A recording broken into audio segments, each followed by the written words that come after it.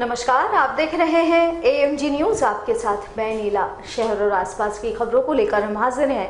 शुरू करेंगे प्रमुख खबरों से।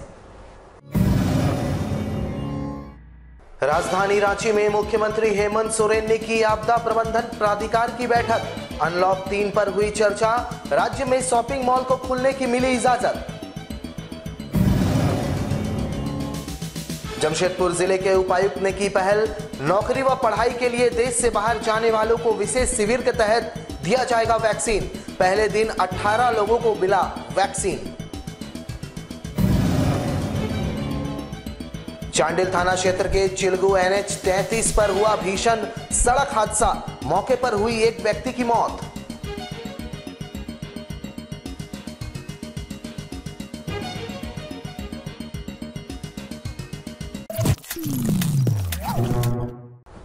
अब खबरें विस्तार से।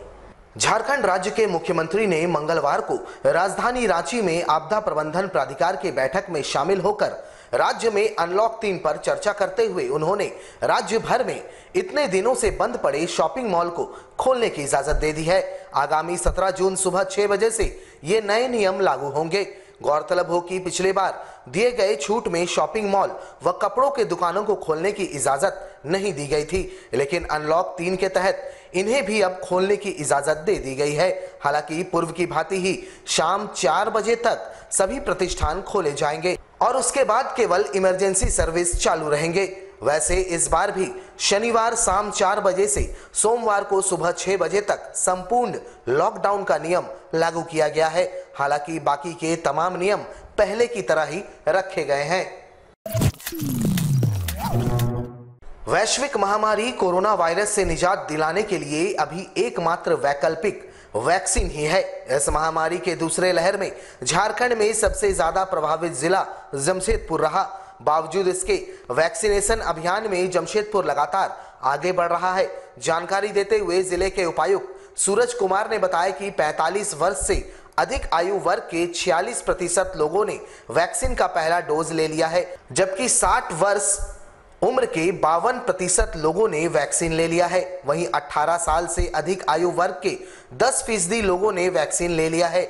वहीं भारत सरकार के निर्देश के बाद वैसे लोग जो विदेशों में पढ़ाई कर रहे थे या नौकरी कर रहे थे, वे दोबारा विदेश जाना चाहते हैं, उनके लिए विशेष वैक्सीनेशन शिविर का आयोजन किया गया। इसके तहत 88 लोगों ने आवेदन किए थे, जिसमें मंगलवार को 18 लोगों ने जरूरी दस्तावेज उपलब्ध करा दिए, जिन्हें मंगलवार को वैक्सीन दे दिया गया। वहीं 18 से 45 वर्ष आयु वर्ग के लोगों के लिए वैक्सीन 21 तारीख के बाद उपलब्ध होने की बात उपायुक्त ने कही। मंगलवार को 18 से 45 वर्ष आयु वर्ग के लोगों के लिए कोविड शील्ड वैक्सीन प्राप्त होने की बात कही गई, जो ग्रामीण क्षेत्र के लोगों के लिए उपलब्ध कराए जाने की बातें उन्होंने कही। उन्होंने कहा कि ग्रामीण क्षेत्र के लोगों का ऑफलाइन मोड में वैक्सीन दिया जाएगा। कुल मिलाकर जिले में वैक्सीनेशन अभियान के प्रति उपायुक्त ने संतुष्टि जाहिर की। उन्होंने कहा, ज्यादा से ज्यादा लोगों को वैक्सीन दिलाना ही जिला प्रशासन की पहली प्राथमिकता है। उन्होंने आम लोगों से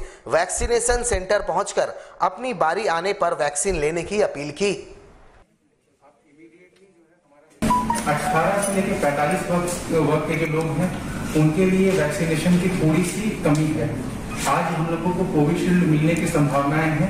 कितने डोजेस मिलेंगे वो अभी तक हम लोग क्लियर नहीं है, पर आज हम लोग की हमें कुछ कोविशील्ड मिलने की संभावनाएं हैं। जो इस बार हमें कोविशील्ड मिल रहा है, उसका हम लोग पूरा का पूरा उपयोग रूरल क्षेत्र में, जो कि ऑनलाइन स्लॉटिंग नहीं बुक कर पाते हैं क्योंकि वहाँ टेक्नोलॉजी की कमी है, इंटरनेट की कमी है, तो एक्सक्लूसिवली हम लोग रूरल इलाके में जो युवा है हमारे, उनको पंचायतवार ऑफलाइन वैक्सीन देने के उपयोग में लाएंगे। दूसरा है कि अभी 21 तारीख तक हम लोगों को कोवैक्सीन की कुछ दिक्कतें हैं, तो आज कल रात से हम लोग लगे हुए हैं। कल रात के लगभग 2 बजे तक हम लोग इस चीज को डिस्कस करके और उसका कुछ प्लान करके हम लोगों को कुछ वैक्सीन जो दूसरे जिलों से रिलोकेशन में मिल रही है, तो गढ़वा से और चाईबासा से आज हमारी गाड़ी जो है वैक्सीन लाने के लिए जा रही है। वो वैक्सीन कल तक हमारे पास आ जाएगी। तो कुछ लाभुकों को हम लोग इमीडिएटली, पर 18 से 45 वर्ष के लोगों को 21 तारीख तक जो है वो वैक्सीनेशन की थोड़ी सी दिक्कतें होती रहेंगी। उसके लिए पूरा जिला प्रशासन, राज्य सरकार प्रयासरत है, पर उस असुविधा के लिए हम लोग डेफिनेटली क्षमा प्रार्थी हैं। प्राप्त हो गए हैं आज 18 लोग यहाँ पे हम लोग के पास मौजूद हैं जिनको ये वैक्सीनेशन देकर शुरुआत किया जाएगा। हम लोग लगातार इनसे कांटेक्ट में हैं। जैसे जैसे लोगों के दस्तावेज पूर्ण होते जा रहे हैं हम इनको बुला के इसका कंटिन्यूसली वैक्सीनेशन करवाते हैं। चांडिल थाना क्षेत्र के NH 33 चिलगू में आज सुबह करीब 6:30 बजे पुजारी को सड़क पार करने के दौरान पिकअप वैन ने टक्कर मार दी। टक्कर इतनी जोरदार थी कि चिलगू निवासी 65 वर्षीय पुजारी तारापदो चटर्जी की घटनास्थल पर ही मौत हो गई। प्राप्त जानकारी के अनुसार भुयाडी गैलेक्सी कंपनी में रोजाना वे पूजा करने के लिए जाते थे। आज भी पुजारी तारापदो चटर्जी रोज की तरह सुबह पूजा करने के लिए गैलेक्सी जा रहे थे। तभी सड़क पार करने के दौरान अचानक दूसरी ओर से आ रही पिकअप वैन ने उन्हें टक्कर मार दी, जिससे वो काफी दूर जाकर गिरे और घटनास्थल पर ही उनकी मौत हो गई।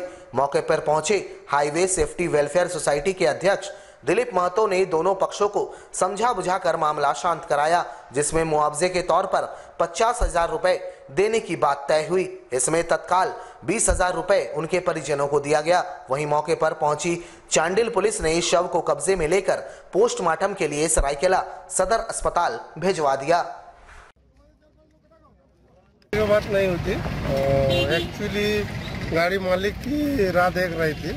एक्चुअली गाड़ी मालिक भी यहीं के और जो तारापद चटर्जी जी भी है जो चिलू के निवासी है, जो आज रोड में साइड में पार करने के क्रम में J05CN 2381 ने टकराई, जो जिसका घटनास्थल पे ही मृत्यु हो गई। और सर अभी हाँ 50,000 में बात हुई है, 20,000 तत्काल दे दिए हैं और हम लोग हाईवे सेफ्टी का तरफ से उसको असल मुहैया कराएंगे।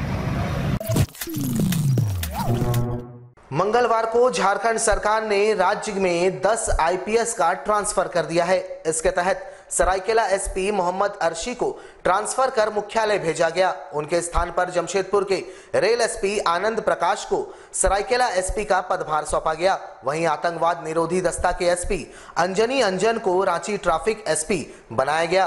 पलामू के जैप 8 की समादेष्टा निधि द्विवेदी को बनाया गया। Ranchi traffic SP Ajit Peter Dungdung को झारखंड जगुआर STF का SP बनाया गया। SP देवघर अश्वनी कुमार को हटाकर मुख्यालय भेजा गया। SP विशेष शाखा धनंजय कुमार सिंह को देवघर SP बनाया गया। इसके अलावे जैप 10 की SP संध्या रानी महतो को भ्रष्टाचार निरोधक ब्यूरो का SP बनाया गया, जिसमें वे अतिरिक्त प्रभार में रहेंगे।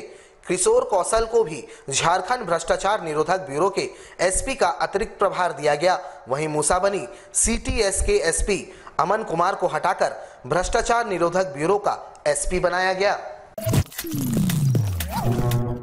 कुकड़ू प्रखंड क्षेत्र में जंगली हाथियों का आतंक लगातार जारी है। पिछले 2 दिनों से हाथी यहां तबाही मचा रहे हैं।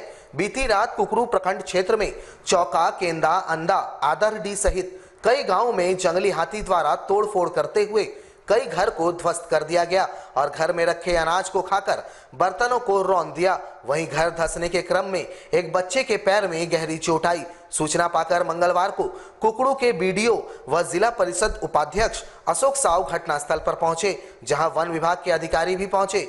ग्रामीणों और वन विभाग के अधिकारियों के बीच घंटों बहस हुई। मामले को गर्म होता देख अशोक साव ने लोगों को शांत करवाया। वहीं मौके पर पीड़ित परिवार को अनाज, त्रिपाल, पटाखा आदि दिया गया व कागजी कार्रवाई के बाद मुआवजा देने की बातें कही गई।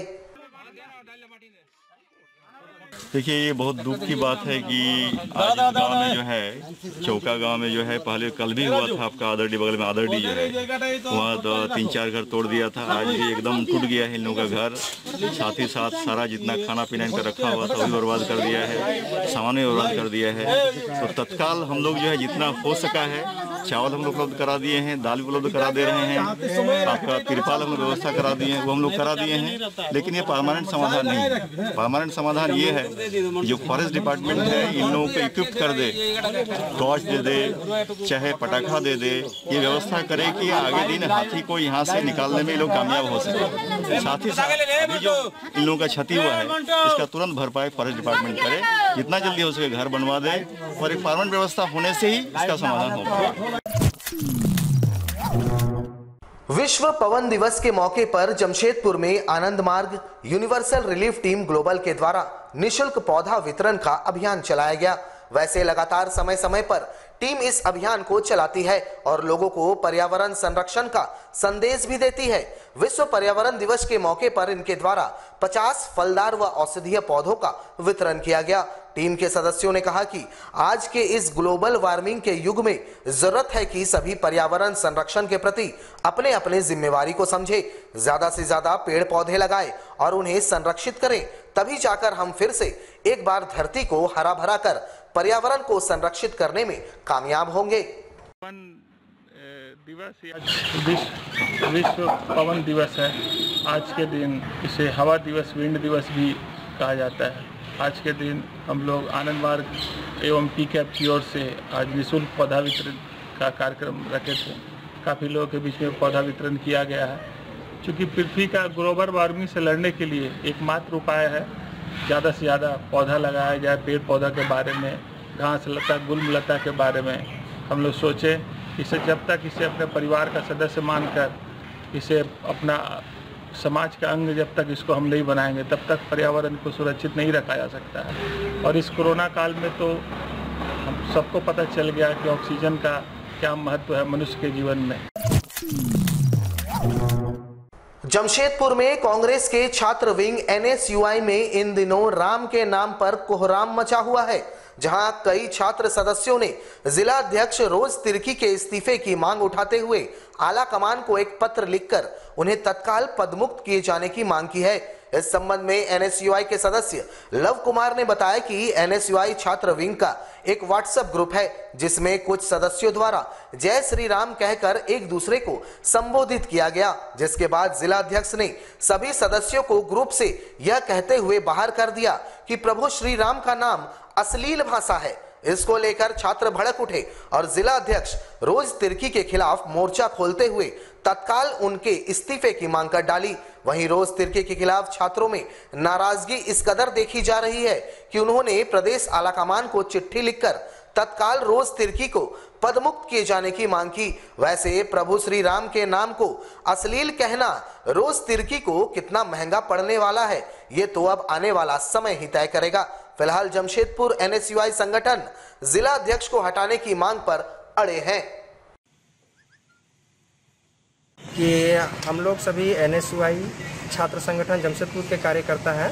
हमारा एक ग्रुप है व्हाट्सएप पर, जिस पर हमारे कुछ बच्चों ने उन्होंने लिखा जय श्री राम।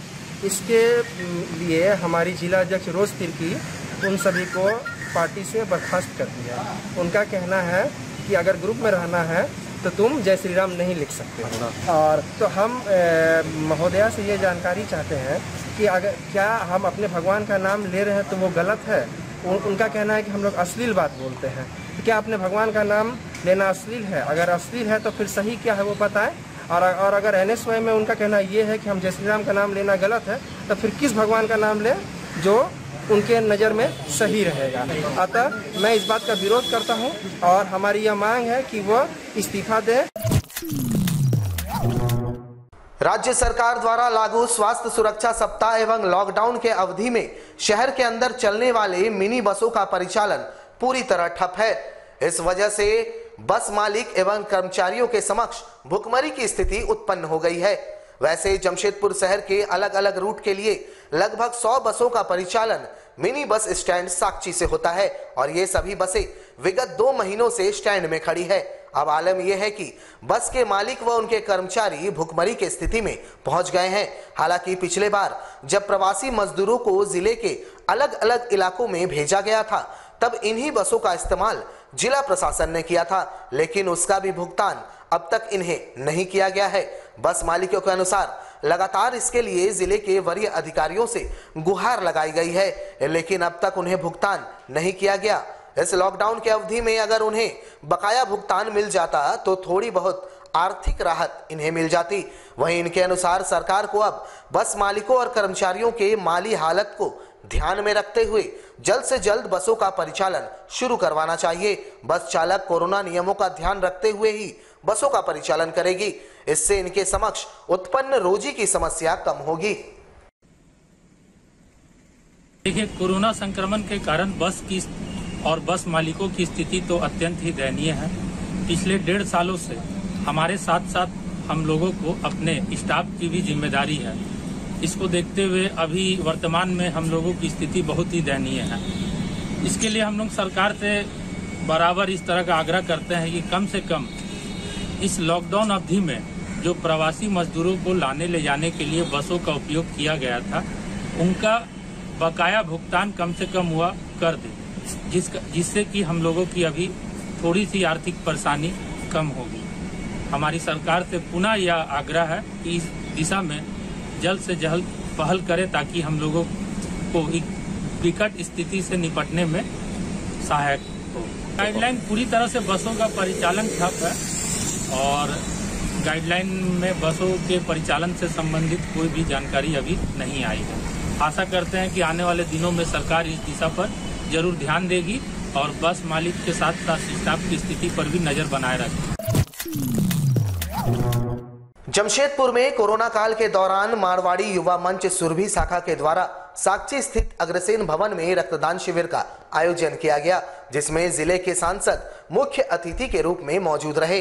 कोरोना काल के दौरान मारवाड़ी समाज के वैसे लोग जो कोरोना से जंग हारकर अपनी जान गंवा चुके हैं, उनके याद में इस शिविर का आयोजन किया गया। कोरोना नियमों का ख्याल रखते हुए मंच की महिला इकाई ने इसका आयोजन किया, जहां बड़ी संख्या में रक्तदाता पहुंचकर इस पुनीत कार्य में अपना योगदान देते नजर आए। वहीं जिले के सांसद विद्युत वरण महतो ने मंच के प्रयासों की सराहना की।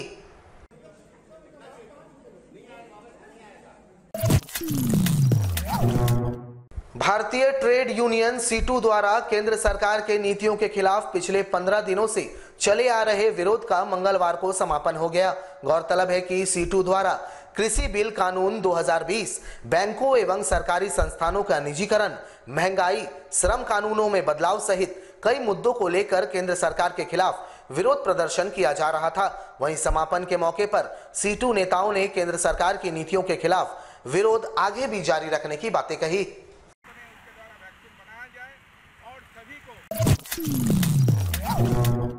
हमारे साथ लगातार जुड़े रहने के लिए हमें YouTube पर जरूर सब्सक्राइब करें। आज के लिए बस इतना ही। कल आपसे फिर मिलेंगे कुछ नई खबरों के साथ। तब तक के लिए AMG न्यूज़ की पूरी टीम को दीजिए इजाजत। नमस्कार।